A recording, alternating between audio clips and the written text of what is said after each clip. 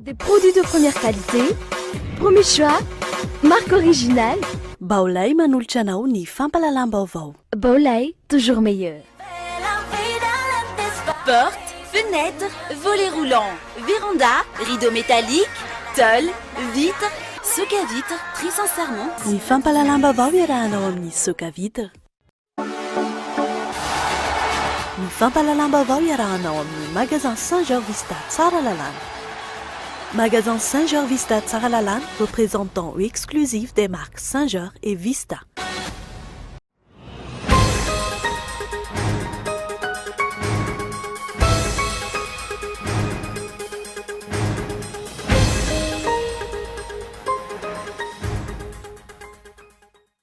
Efa tafiditra eto amintsika ny ratsan'ny vondrona fetolagolaine izay nikotroka fanonganam-panjakana ny farany teo tany Turquie ho ny masovo turka androany miseho amin'ny alalan'ny fanaovana asa sosialy sy toeram-pianarana izy ireny. Madagasikara misokatra ho an'ny Japon. Io ny loha hevitra lehibe hoentin'ny sehatra tsy miankina amin'ny fampisehoana sy ny fampirantiana izay atao any Japon amin'ny volana oktobra ho avy izao. Etsika hitondrana avo ny vokatra malagasy. Vola mitetina $1.7 tapitrisa no raisin'ny fanjakana malagasy avy amin'ny tahirim-bola iraisam-pirenena tamin'ny alalan'ilay facilité élargie du crédit. Vola natao anarenana ireo sehatra rehetra bila fanarenana izany.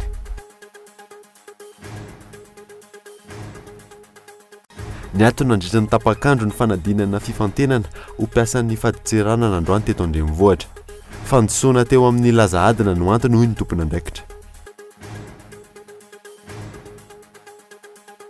Vaovao iraisam-pirenena manjavozavo no avan'ny mpitandro ny filaminana ny Turquie amin'izao fotoana izao. 2 herinandro tao aorian'ny fikasana fanonganam-panjakana voatazona amin'ny toerany avokoa ireo manam-boninahitra saingy isin'ny fiovana goavana amin'io rafitra io. Ny andindinireo arahanao afaka fotoana fohy.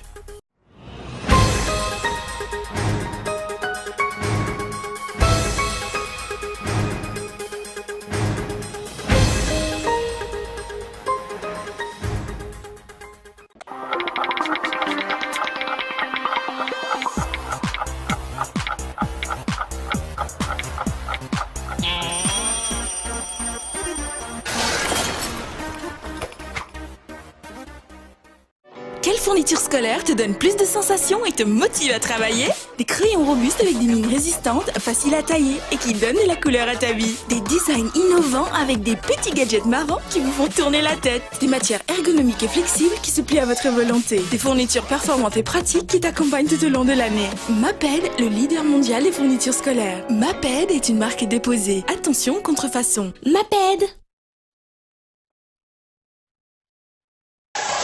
À l'égard des produits haut de gamme à l'esthétique soignée, Baolay exploite les meilleures technologies hautement novatrices. Le subwoofer JYO vous offrira une qualité sonore exceptionnelle. Son design épuré, sa forme compacte et son élégance s'invitent en toute harmonie dans votre salon pour profiter du meilleur acoustique. JYO, représentant exclusif, Baolay. Baolay, toujours meilleur.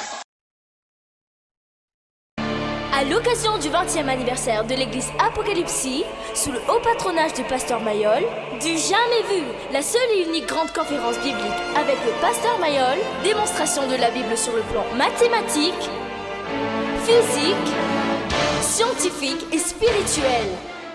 Au Carlton à Nous, le dimanche 31 juillet 2016, de 9h à midi et de 14h30 à 17h30, avec le pasteur Mayol. On attend que vous, alors rendez-vous au Carlton. Portes, fenêtres, volets roulants, véranda, rideaux métalliques, tôle, vitres. Soc à vitres, fabricant poseurs et spécialistes de pliage de tôle et bien d'autres vous propose un large choix pour tous vos projets de construction ou de rénovation. Elle fabrique sur mesure toutes vos menuiseries alu à prix d'usine. Alors qu'attendez-vous? Venez nous voir à Ndouta Pénac ou sur notre site internet. Soc à vitres, très sincèrement à votre service.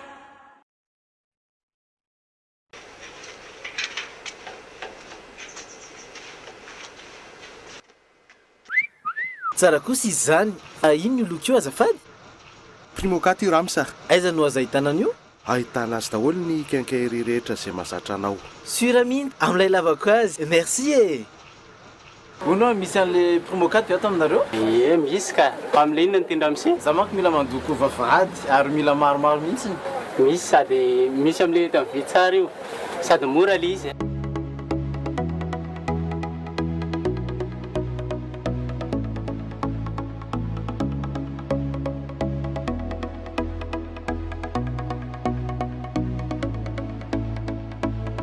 Misy peinture à locaux les Primokat hein.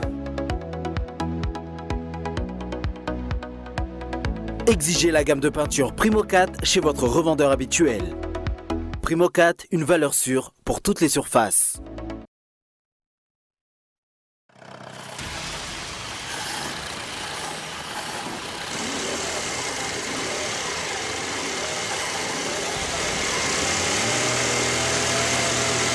Votre moteur s'abîme trop vite? Changez de marque d'huile. Boss Lubricant, fabriqué à base d'un composé de dernière technologie sans cesse amélioré, qui protège votre moteur en l'aidant à résister efficacement à la pression et au frottement. Boss Lubricant, pour un moteur toujours plus résistant.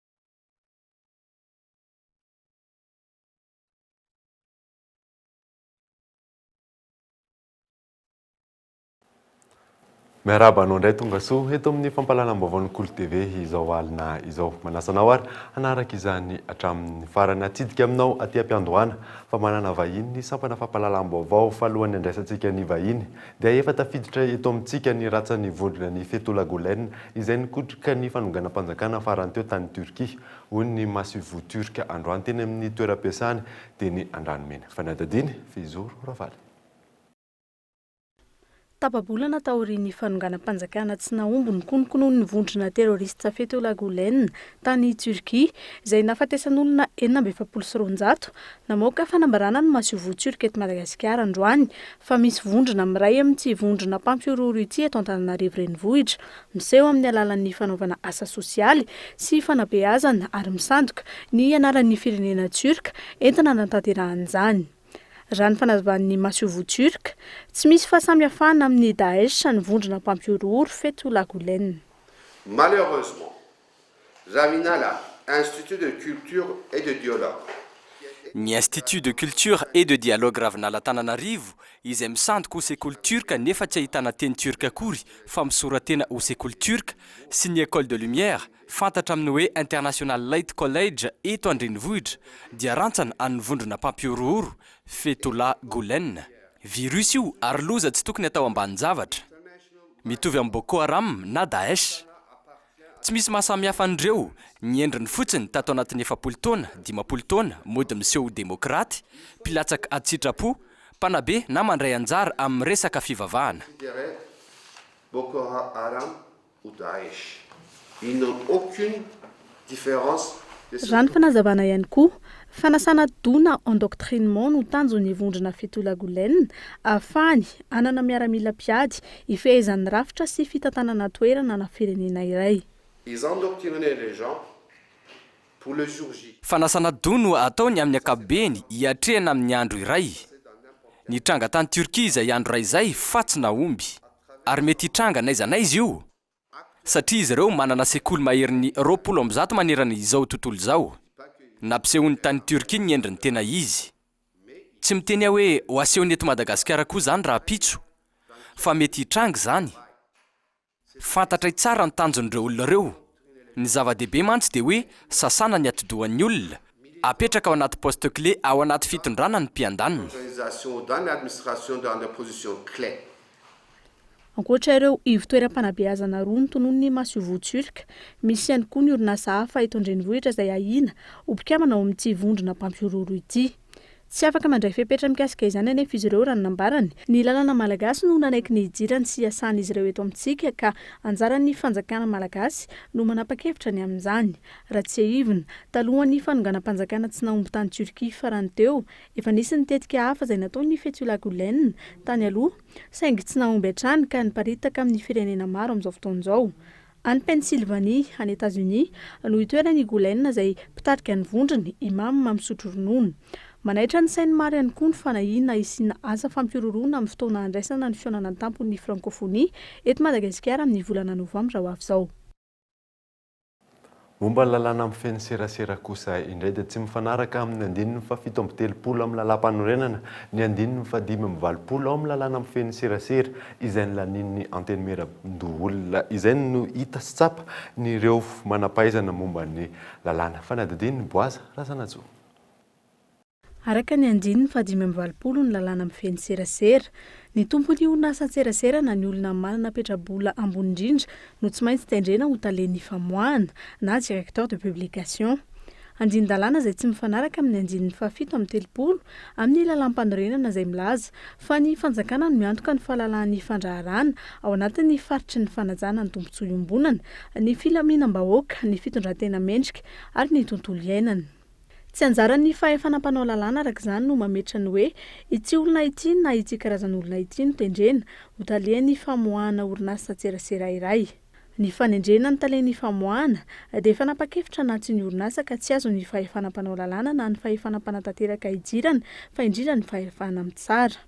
Raha tsy aivina, ny talen'ny famoahana dia tompona andraikitry ny famoahana ny vaovao rehetra avy any amin'ny orinasa serasera iray makany amin'ireo mpanjifa. Araka izany, ilaina ny mahamatsy azy eo amin'ny sehatry ny serasera azony mpanjifa vaovao marina sy voamarina. Ny tompon'ny orinasa kosa na ny olona izay manana petrabola ambony indrindra dia tsy voatery ny olona matsianina eo amin'ny sehatry ny serasera, mampiasa vola fotsiny ohatra, mamorinasa ka tsy tokony ho terena handray ny toeran'ny talen'ny famoahana. Mifanohitra amin'ny lalam-panorenana araka izany ny lalàna amin'ny feno serasera izay nolaniny ny fahefanam-panao lalàna. Nolanina tsy ampiheverana ilay lalàna, ahafahana mifehy sy mamatotra ireo orinasa serasera tsy miankina, ahafahan'ny mpitondra mifehy ny vaovao izay tokony hivoaka na tsy ho henono ny vahoaka malagasy. Ankehitriny, manana fahefana anarina izany ny filoham-pirenena araka ny angom-baovao natao. Isy ny fihaonana eo amin'ny filoham-pirenena sy ny solotenan'ny mpanao gazety iresahana izany. Tsy fantatra hatreto aloha ny hoe isy marina tokoa ve izany na raha oviana ary voahaja ve ny fanapahan-kevitra izay raisina ao anatin'izany. Sandoka ny sokajin'ny mpiaradian'i Jean-Marc Sarakoto Mamonjy izay nanatanteraka ny filan-kevitra nasionaly ny antoko ny herinandro lasa teo. Arao ary ity fanadidina nataony Narindra Rendrianomanana ity momba nyity antoko leader fanily ity. Fisandohana andraikitra no nataon'ireo mpikambana nivon'ny conseil d'orientation nandritra ny filan-kevitra nasionaly ny antoko ny herinandro lasa teo. Ny rosy indray tamin'ny fandefasan'ity raharaha ity teny anivon'ny fitsarana ireo mpiaradia amin'ny Jean-Marc Sarakoto Mamonjy. Manamelika ny tsy fanarahana ny satany antoko sy ny tsy fanajana ny didim-pitsarana ireto farany. Profon'izany ny tsy fahitana n'ireo sokajin'olona manerana ny nosy nandritra ny filan-kevitra nasionaly ny antoko ny sabotsy lasa teo. Nagnazy sady usurpation des titres regny mbarandreo. Azo torina ary efa nitori. Bureau national da ny tenanay toa miaraka amin'ny vice président miaraka amin'ny secrétaire général sy ireo conseil. Ary la manao conseil national mitovy amin'ny nataondry zareo sandoka igny dia tokony nisy bureau national ny teo taloha tao ary misy solotegna olombôfidy eo député io na maire io na sénateur io na conseiller agny amin'ny faritra tsirairay. Fa solo sambosamborako igny fotsiny hoe da hoe nanao conseil national de lany ano. Samy maneho ny heriny amin'ny fomba izay mety aminy ireo mpikambana nivon'ny antoko leader fanilo izay mazava fa mizara roa ankehitriny. Samy laza nefa ny andany sy ny ankilany fa tsy mizara roa ny antoko. Tsy misy ny fifampiresahana, tsy misy ny fanatonana eo amin'ny rotonta nanomboka tamin'ny voalohany taona 2024. Nanao fanambarana ihany koa ny teo anivon'ny ACS na ny fikambanan'ireo olona teo aloha momba indrindra ny raharaham-pirenena amin'izao fotoana izao tsy manatanteraka ny tokony omen'ny vahoaka malagasy ny mpitondra raha nambaran'izy ireo. Fanadadina Zo Rakotondrena. Mahavelombolo ny fisian'ny hetsika maro mitsangana amin'izao fotoana izao manoloana ny tedraram-pirenena ankehitriny raha nambaran'ireo ao anatin'ny fikambanan'ny olona trarainy na ny ACS. Tsy mifanaraka intsony amin'ny tokony fanaovana politika ny fomba fanaon'ireo mpanao politika raha nambaran'izy ireo, etsekilan'izay tsy mitazona ny tokony omeny tamin'ny vahoaka malagasy ny mpitondra ankehitriny ka ilaina vahaolana aingana. Tsy hoe le olona ny ratsy saina io mpiaingana na manana finiavana ty anankirotana fa ny eritreritra ny hanana ny tsaratsara kokoa. Disy fanantenana nefa izy satria rehefa heverina fa tonga amin'ny tanjona ny lana azy le tolona dia lalàna amin'ny tany republikana rehetra tsy maintsy hakinina amin'olona iray na zay heverina fa tokony hanao azy ny fahefana fa tsy ny vahoaka malagasy tsirairay ny hampiatra ny fahefana. Zay sata republikana zay dia mba tafiditra naiky an'izay koa ny gasy fa ny olana dia zao nijanona teo amin'ny sehatry ny fampielezan-kevitra ihany ny fifanajana sy fifampienoana ary fifampitokisana tamin'izay olona ny eritreritra ny tenany fa tokony ho azo anakinan-javatra amin'ity fireneny ity. Dia rehefa lany izy rehetrarehetra izay nifandimby teo tonga eny ampelantanany ara-dalàna ny fahefana nakiany vahoaka taminy dia nanao todi-kivoa izy dia niova ny heviny. Isy arak'izany ny tolo-kevitra izay ataon'ireo tolo olona tranainy ireto indrindra amin'ny tokony hanovana sy hametrahana rafitra na sistema vaovao eto Madagasikara, ialana amin'ny mety sy ny fifandonana na zavatra hafa eo amin'ny samy malagasy no hanaovana izao hetsika izao raha nambaran'ny filohan'ity fikambanana ity. Mba hiaraka ifanatrika zany amohanay an'izay foto-kevitra nomanina izay zay heverinay fa hanylala tokana ivoahana amin'izao crise mahazo antsika izao ary koa amin'ny teny français moa le minimum de casse ka zay ngamba ny azo tenenina aloha amin'izao fotoana izao. Amin'ny herinandro izao izy ireo no hanolotra izay tolo-kevitra izay ampahibay maso raha ny zava-misy isan'ny fantatra fa ho voaresaka amin'izany resaka lalam-panorenana.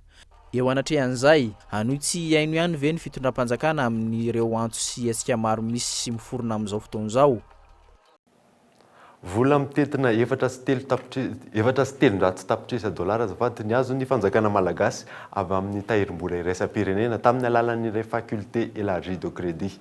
Tsy azo manontolo moa io trosa io fa ny raika amby 30 tapitrisa dolara ihany ny azo ary ny ambony omena tsy kelikely fa ny adadiny miora manitra. Tapaka nandritry ny firakevim-pitantanany tahirim-bola iraisam-pirenena fa anisany sitraka ilay facilité élargie de crédit Madagasikara ka vola manodidina ny 300 tapitrisa dolara no azo amin'izany. Vola natao anaovana fototrasitrasany ampahany betsaka amin'ny vola io. 3 taona ny faharetan'ny fangalana ny vola ka isaky ny embolana no isy ny tombana amin'izay rehetra vita. Ankoatra ny fananganana fototraftrasa, ny sehatra ny fahasalamana, fanabeazana, ny ady amin'ny kolokolo no anisany ampiasaina izay vola azo. Atao lara-pahamena anatin'izay ny fandaniana sosialy izany hoe mahakasika ny fampianarana zany sy ny fitsaboana éducation santé eo koa ny rano eo ihany koa zany mahakasika ny taona ary misy ihany koa ny fanaraha-maso akaiky tsy maintsy atao amin'ny fandaniana zany mba tena anaraka lalàna feno fandaniam-podram-panjakana ireny fandaniana ireny.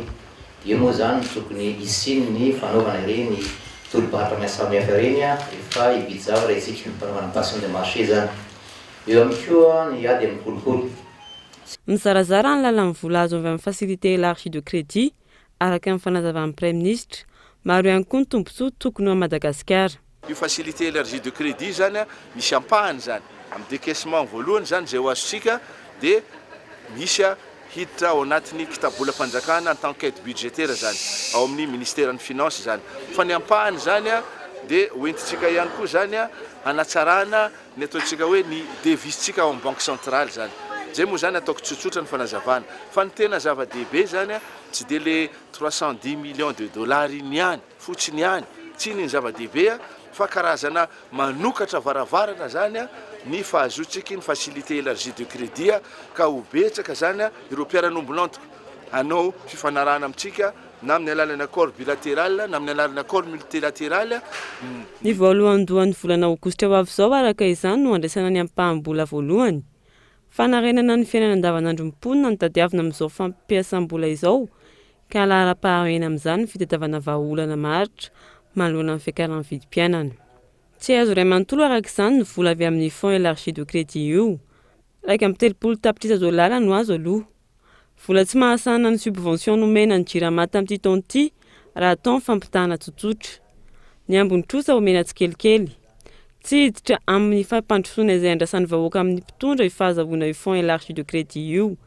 Satria na ny vola ilaina ampandehanana ny plan national de développement izay mampisy resabe dia mitentina $1,580,700 vao $1.5 amin'ny vola ilaina amin'ny fampiarana amin'ny PND no azo tamin'ny trosa. Trosa izay tsy mitsaha mitombo hatrany ary tsy misy fiantraikany amin'ny fiainan'ny ankamaroan'ny malagasy. Madagasikara misokatra ho an'ny Japon. Io loha hevitra lehibe hoentin'ny sehatra tsy miankina amin'ny fampisehoana sy fampiratiana izay atao an'ny Japon amin'ny volana Oktobra ho avy izao. Hetsika izay hitondrana avo ny vokatra malagasy. Zo Rakotondrina.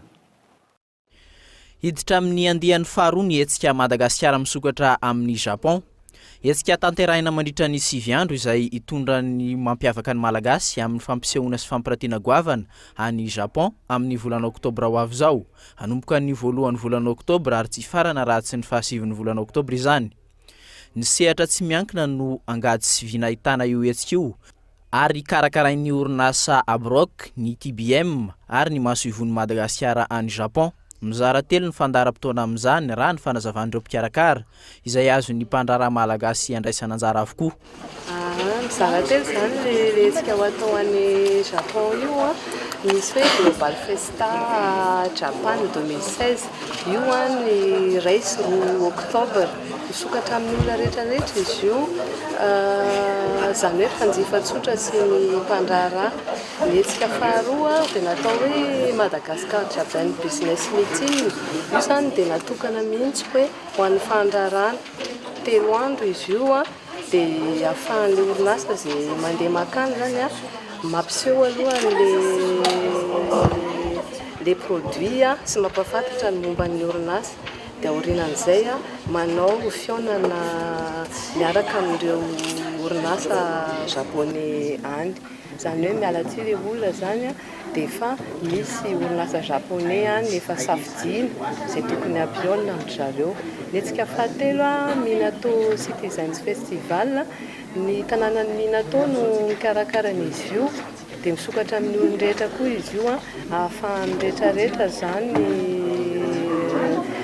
mahafantatra ny entantsika vita malagasy. Sehatra maro no anaovana fampiratiana amin'ireo fotoana ireo, isan'izany ny fizahan-tany, ny ara-tsakafo mampiavaka ny Madagasikara, ny bien-être izay ahitana ireo karazana vokatra maro samihafa toy ny huile essentielle, ny savony sy ny akora fampiasa amin'ny fikarakarana tarehy vokarina eto. Eo ihany koa ny fitafiana ary tsy ambany zavatra amin'izany ny asa tanana mampiavaka ny Madagasikara. Tsena isan'ny sarotiny amin'ny resaka kalitao i Japon raha nambaran'ireo mpikarakara ka misy ny fepetra ho an'ireo vokatra alefa any an-toerana amin'ireo varotra fampiratiana ireo. Ny norme angambany dia samy manana ny normany daholo raha ohatra ka produit mivoaka avy eto Madagasikara dia ny ireo mpandraraha tsirairay moa zany dia efa mahafantatra ny produit any daholo dia efa tokony hikarakara ny taratasy arakaraky ny ministera zay sampandraraha tokony ahafahan'ny zareo mahazo an'ilay certificat na autorisation.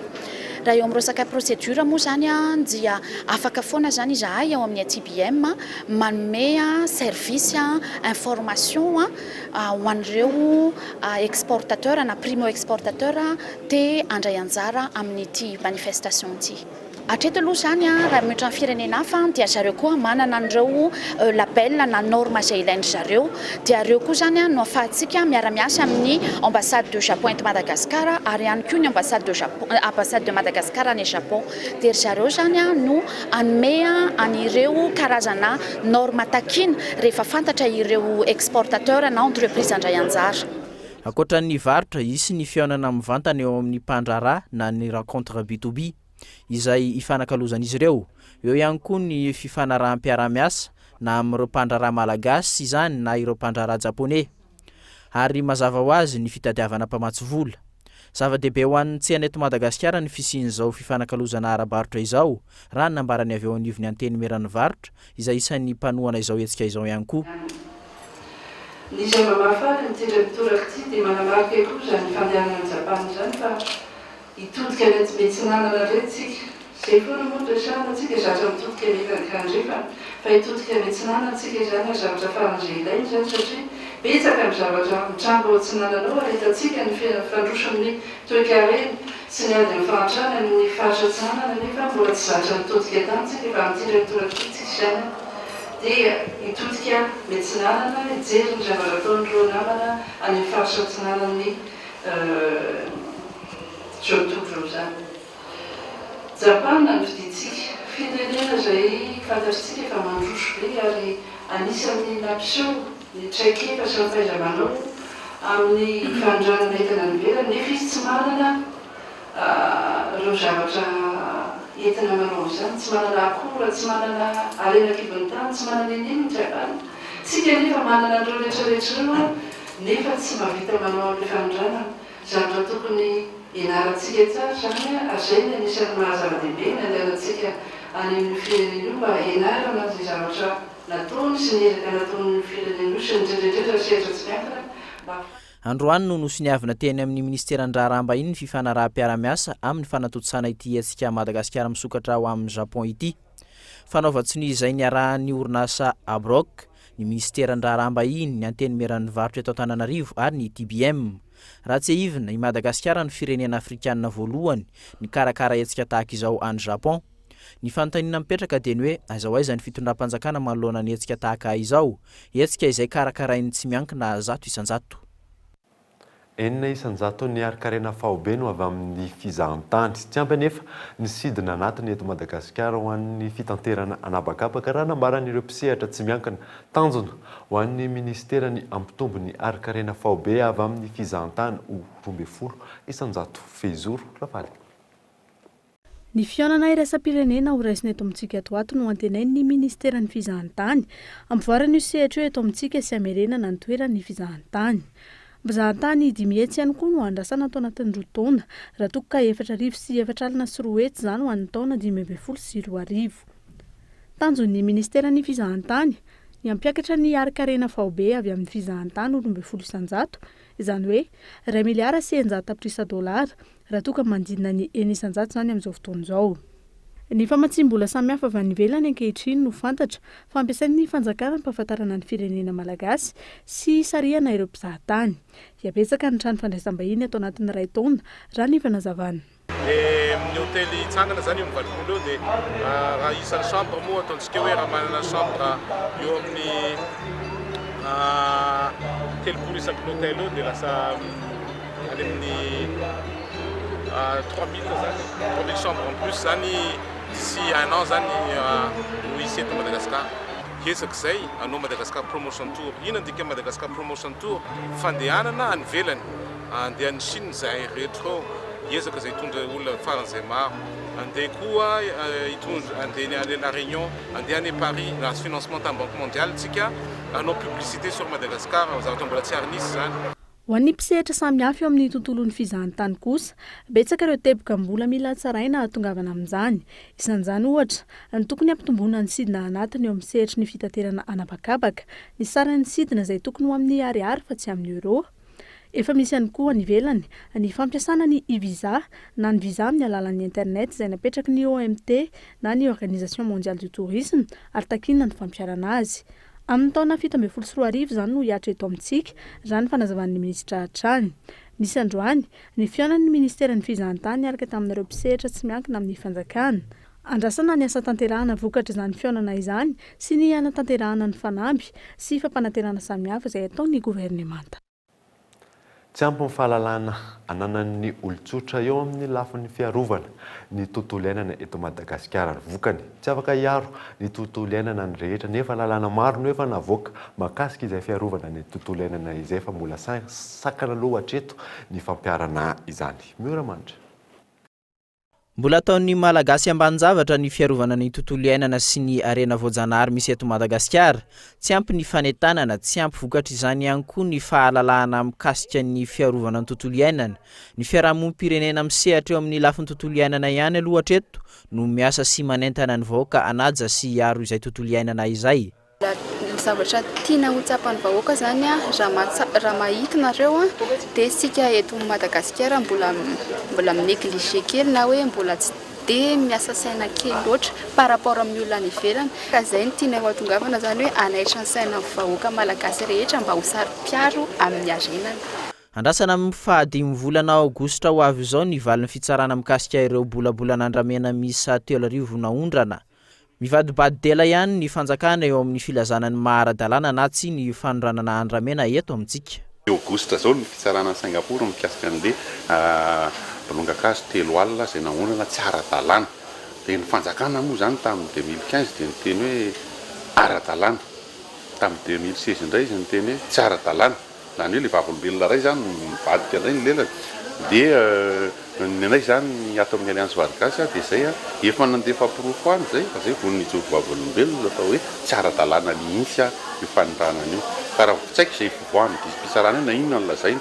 Za mino fa ny fitsarana ny Singapour tsy manao kolokolo zany fa mety avoakan'io amin'izay zany hoe iza marina ny tokony voapanga amin'ny raharaha io le sononan'ondrana aloha dia sûr fa tokony voapanga satria tsy ara-dalàna araka ny lalàna zitesy international ny zavatra zay fa iza no ny resak'ombakomba tamin'ny manam-pahefana teto Madagasikara ary iza koa no namatsy an'ireo azy ireo anazy. Zay zany tsara mivoaka daholo fantatsika teto Madagasikara. Valim-pitsarana tsy miandany amin'ny atsy na amin'ny aroa no andrasan'ny rehetra amin'ny fitsarana any Singapour io.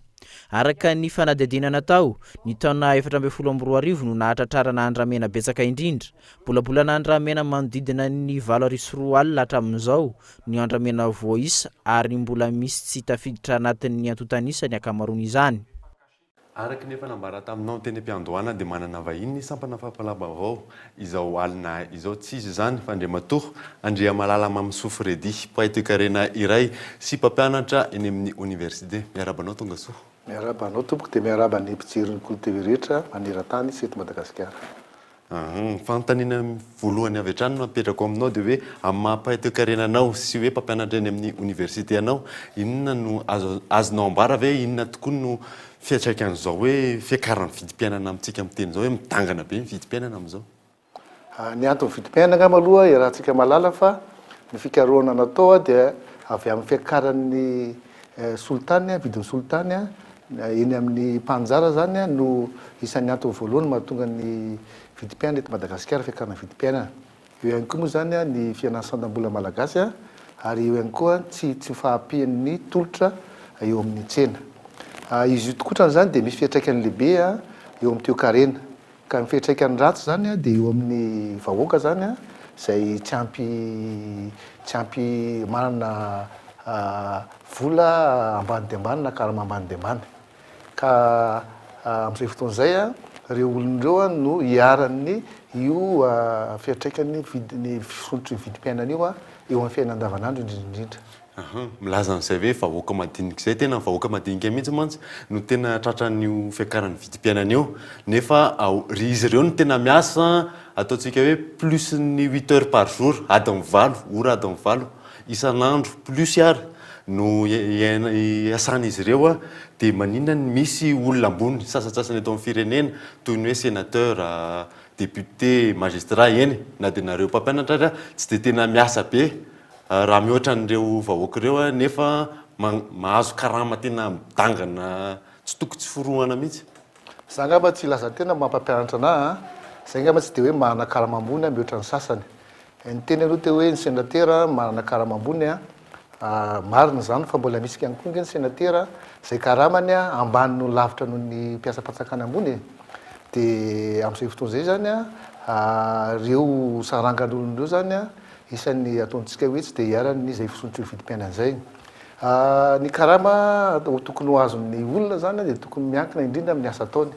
Ianao miteniteny hoe ny ambany ny saram-babe-bahoaka miasa mihoatra ny adiny 8 isan'andro. Ka miverina amin'ny resaka vidim-piainana izay ihany hoe inona ary ny hoe vahaolana afaka hoe vahaolana afaka edina amin'izay vidim-piainana fiakaran'ny vidim-piainana izay mety vahaolana ve ny fiakaran'ny karaman'ny mpiasam-panjakana sy ny tsy miankina amin'izay fiakaran'ny vidim-piainana izay? Isan'ny azo atao hoe vahaolana ihany koa zany fampakarana ny mpiasam-panjakana sy tsy miankina ireo mpandraisam-bolana zany mba entina ataontsika hoe anakonana na amonoana ny fiakaran'ny vidim-piainana.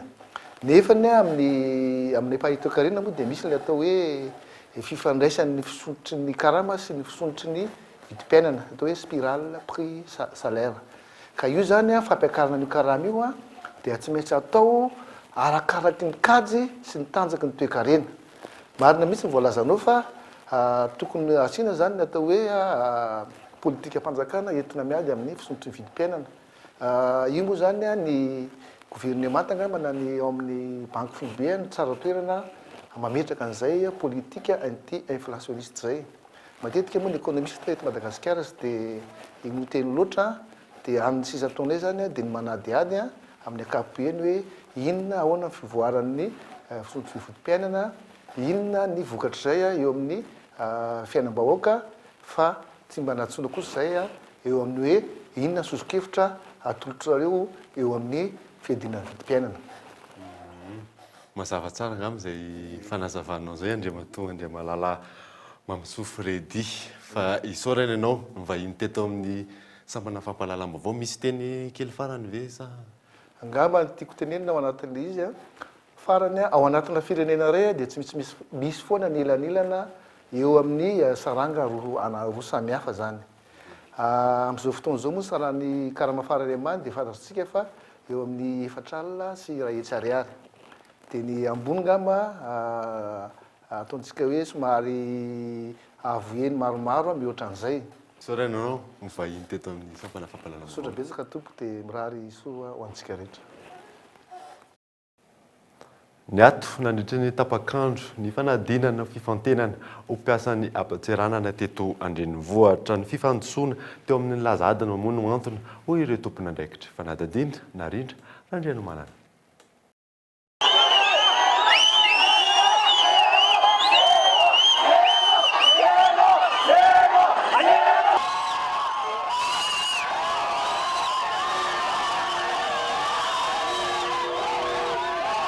tamin'ny fitory ireo mpiadina ho mpiasan'ny fahatserana no tonga teto amin'ny toeram-panadinana Antanimbaranandrina olana mipetraka ny fiandosoana teo amin'ny laza adina ho an'ny skady contrôleur manokana laza adina izay ahitana pejy 17 niverina tamin'ny laon'ny fisotry ny fanadinana tany Tamena sy Faravohitra tao aorian'ny Grotana teto Antanimbaranandrina kosa nipaika ny mety atao vonana vao nisy ny fandaminana ny ken'ireo mpiadina tonga eto zay amin'ny fito hatramin'izao mbola tsy manomboka l'examen le sujet efa mibirahana avy eo ndray vao entina mivorivory any fa hoe miovandray ny consigne hatramin'izao zany mbola tsy manomboka le zany fahitako an'ilay ohatrany hoe iazana ialana le corruption nefa le sujet indray natao mifoito be ny sujet ty fotsiny ny ilana ty fotsiny ho ny asiana anarany ty nefa tsy anoratana fa ty fotsiny ny asiana ny anaranao sujet ambalenao anatiny io dia ahoana ny afantaranao hoe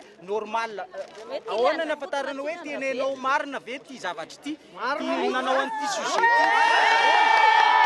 ty foanana le izy na reportena amin'ny toena amin'ny fotoana manaraka neto amin'ny accompagner anazy midoanina dia niezaka nanao zay afahana miverrouiller an'ity concours ty ary zay zavatra zany narahako ny azy ohatra tale Faravohitra voalamina iny tamin'ny Faravohitra misaotra zao satria nisy zavatra kely mifandiso zany tao anatin'ilay izy io zany tiako resana anareo ny verrouillage-n'io sécurisena io zany hoe misy sujet avoay izy zany any Facebook sy ny rehetrarehetra zany ho jerentsika eto lizy ane mora mitenen'izy fa profo izay mitenen'izay zay fotsiny tadiavinay fa rehefa hitatsika zany dia mito hoe zay andraikitra raisina amin'izany fa ny any efa mandely izy dia mampanely le mpianatra very ny chansany tokony hanao an'le concours mipreparena an'io ny rehetra tsy moramora vola lany tamin'io sy ny rehetrarehetra dia ho ataon'izao zavatra ovy sao dia mba tsy mety any zany zavatra zany fa tsisy zavatra zay milaza mbola averiko fa mahita an'izany hoe nisy fuite zany io Facebook dia avoay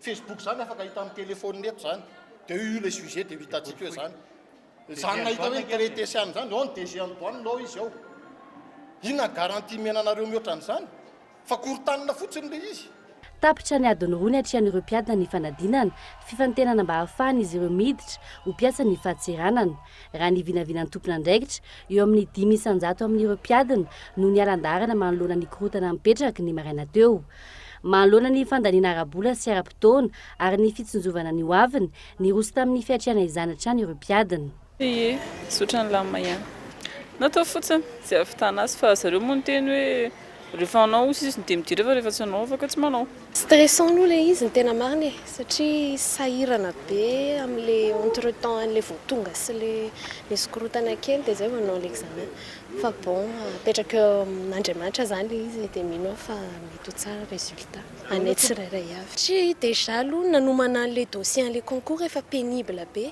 de au dernier moment ve i-abandonné za manokana aloha ohatray aleoko mi-persévérer toy zay samy mana choix tsirairay avy de nena angambany hoe aleo persévérance zany de tohizana foana le izy peu importe zany zavatra mitranga d'ailleurs any avenir ako ihany no mikompte fa tsy ny tsirairay avy. Nanatono na pitonina ny saina na de hoe nisy ary le any tony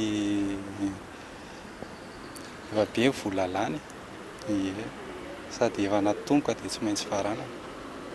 Ankoatra ny olana teo amin'ny fandaminana, tsikaritra ihany koa ny tsy fahazoan'ireo mpiadina ny taratasy fiantsoana. Mbola hiatrika ny fanadinana am-bava ireo mpiadina mahery ny iray alina ary 26 amin'izy ireo ihany no raisina ao anatin'izany. Tsy matoky ny fahadiovan'io fanadinana io ny mpiadina ankehitriny. Anaty tranokala, misy mihitsy ny milaza ho mety sy ny kolikoly avo lenta ampidirana an'ireo mahitahita ny zanany sy ny havany toy ny tranga nisy tany amin'ny sekoly hafa toy ny ACMIL, ny polisy, ny zandary, ny ENAM sy ny ENMG. Lafim-baovao hafa tanteraka kosa indray dia mpivarotra fitaovam-pianarana miisa 50 no nomen'ny commune Antananarivo renivohitra fahazoan-dalana hivarotra eny amoron-dalana eny nanomboka ny alatsinainy teo ary tsy farana raha tsy afaka 570 andro raha ny loharanom-baovao fanadidina. Velotaraina ireo mpivarotra fitaovam-pianarana manara-dalàna etsy amin'ny tsenan'ny pavillon Analakely manoloana ny fanapa-kevitra ny commune manome lalana olon-tsotra hivarotra fitaovam-pianarana amoron-dalana. Tsy matanteraka ny varotra izy ireo satria rehefa mahita ny entana eny amoron-dalana ny mpividy dia tsy mazoto miditra any anaty pavillon intsony araka ny fanazavan'izy ireo. Ireto farany izay madoa ny aba rehetra mba hitazomana ny tsena. Menjandroa hatrany moa ny tady eo amin'ny mpivarotra amoron-dalana sy ireo anaty pavillon amin'izao vanim-potoana ny tsena fitaovam-pianarana izao. Manambana ny voaka hivarotra amoron-dalana koa izy ireo. Mikasika an'le fivarotan'ny mpivarotra fourniture any ivelany zany ataonay fa tsy ara-dalàna kosa angamba ilay satria zay taty anatiny natao hoe forcena zany zay natao hoe mandoa patente mba ialana am'le hoe olona mivoaka ivelany zany de nandoa patente zay aty ivelany nefa rehefa mandoa patente indray zay zao tafiditra manara-dalàna mbola sindrareo ihany indray zany ny olona varotra ny ivelany. Tsara lalàna manodidina amin'ny pavillon fa tanteraka tsy leten'ny soratra masina zay hoe voafefa manodidina zay zao. Raha ny hita teny amin'ny manodidina ny Analakely mahasarika ny mpividy manantona ireo mpivarotra amoron-dalana, mpivarotra izay nomen'ny commune Antananarivo renivohitra eny Mahamasina taratasy sy badra hivarotana. Satria efa vita teny rana tany amin'ny lehibe anamorana ny fividianan'ireo ray aman-dren'ny fitaovam-pianarana no anambarany teo anivon'ny commune Antananarivo renivohitra ho antony izao fanomezan-dalana hivarotra amoron-dalana izao. Nanao ny asa fanalana ny mpivarotra amoron-dalana ny fivondronana ny entan'ireo mpivarotra fitaovam-pianarana amoron-dalana tsy voakasika amin'izany. Mametra-panontaniana ny mpanara-baovao ny politika ny commune entina andrindrana sy andaminana ireo tsena eto an-drenivohitra. Esorina ireo mpivarotra amoron-dalana ho fanomezana endrika ny tanàna etsy ankilan'izay nefa mamoaka fanomezan-dalana hivarotra eny amoron-dalana ihany izy ireo. Anaraka fanadadiana momba ny fanatsaran'ny orinasa JIRAMA ireo fitaovany isika fanatsarana moa izay hanomezana fahafaham-po ho an'ny mpanjifa. Arahoary.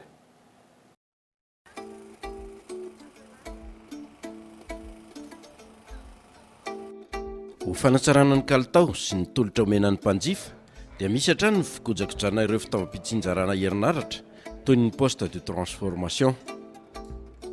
Tapaka zany jira tsara lana amin'izao fotoana izao. Ny antony fikojakojana sy fikarakarana ny tambazotra JIRAMA izay fanao isaky ny isan-taona. Rehefa misy moa ny asa fikojakojana toy itony dia mampandremy alohan'ny mpanjifa ny JIRAMA amin'ny alalan'ny gazety mpivoaka isan'andro.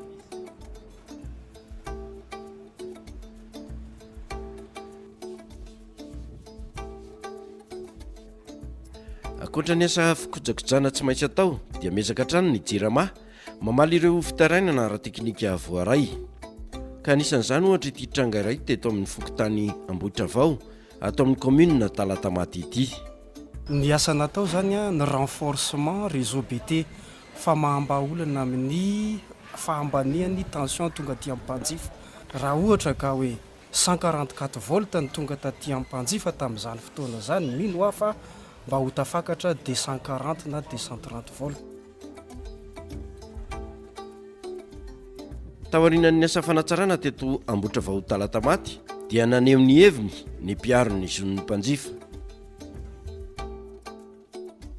Nisy fitarainana zany nataon'ny mpanjifa fangatahana ny mba hampiakarana tension jiro amin'ity ifokotany Ambohitra Vao ity.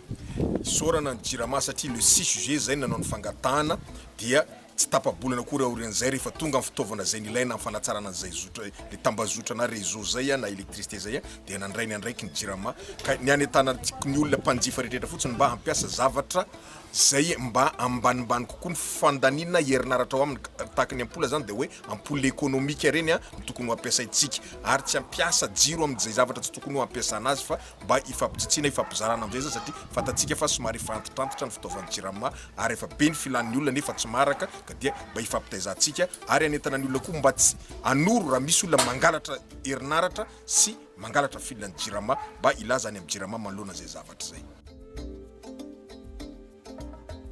Arak'izany dia miezaka trano ny jirama manao ny asa fikojakojana mba hahatsara ny tanjaky ny herinaratra tonga ny atokantrano tsirairay.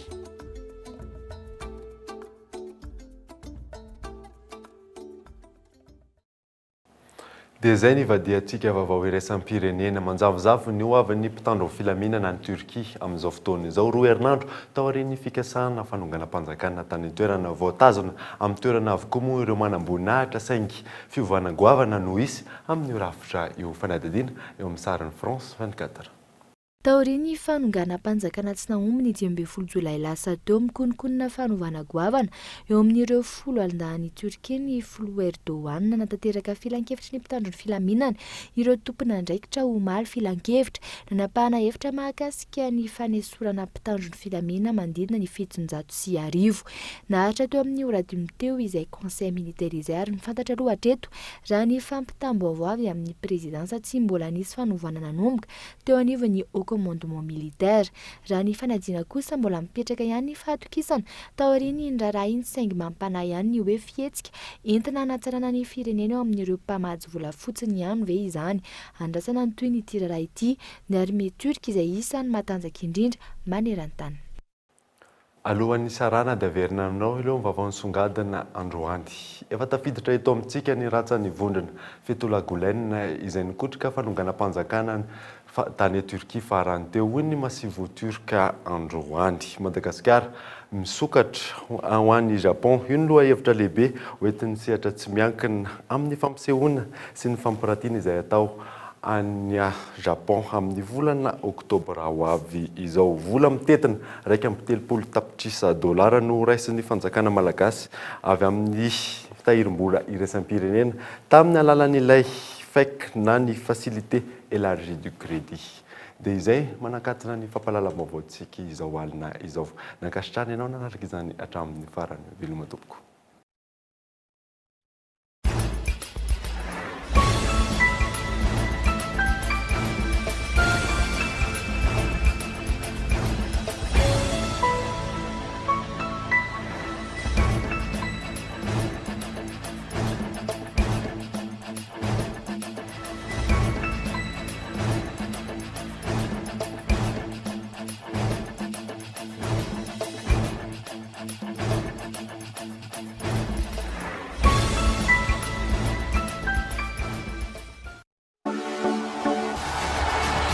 Narahinao teo ny fampahalalam-baovao miaraka tamin'ny magasin Saint-Georges Vista Tsara Lalana.